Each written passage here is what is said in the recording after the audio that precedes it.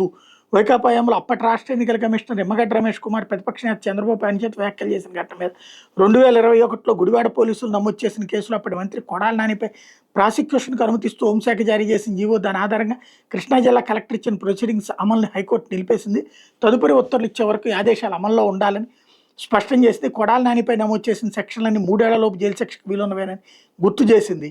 CrPC section 468 ప్రకారం ఇట్లాంటి కేసులో 3 ఏళ్ల తర్వాత దాఖలు చేసే అభియోగ పత్రాన్ని విచారణ పరిగణలోకి తీసుకోవడంపై నిషేధం ఉందని గుర్తు చేసింది. 2021 ఫిబ్రవరిలో ఘటన జరిగితే 2026 జూన్లో ప్రాసిక్యూషన్కి అనుమతి ఇవ్వడం చేతులు కాలేక ఆకులు పట్టుకున్నట్టుందని ఆక్షేపించింది. ప్రధాన వ్యాజ్యంపై విచారణ ఆగస్టు 11కు వాయిదా వేసింది. హైకోర్టు న్యాయమూర్తి డాక్టర్ జస్టిస్ వై లక్ష్మణరావు మంగళవారం ఈ మేరకు ఉత్తర్వులు ఇచ్చారన్నటువంటి వార్తని హైలైట్ చేశారు. ఇక్కడే మొన్నేమో కొడాలి నాని మీద ప్రాసిక్యూషన్కి అనుమతి అన్నది పేరుతో సహా ఫ్రంట్ పే చేశారు. ఇప్పుడు దాన్ని కోర్టు ఆపేస్తే అర్థం కాని టైటిల్ అనమాట. ఆ జీవో ఆధారంగా తదుపరి చర్యలు, ఏ జీవో ఆధారంగా, ఎవరి విషయంలో అంటే ఇదే మా చేతిలో ఉండేటటువంటి పత్రికలతో మేము ఎలాంటి నాటకాలు ఆడగలమని చూపెడుతున్నారు అనమాట. లేకపోతే సాక్షి వచ్చేటప్పటికి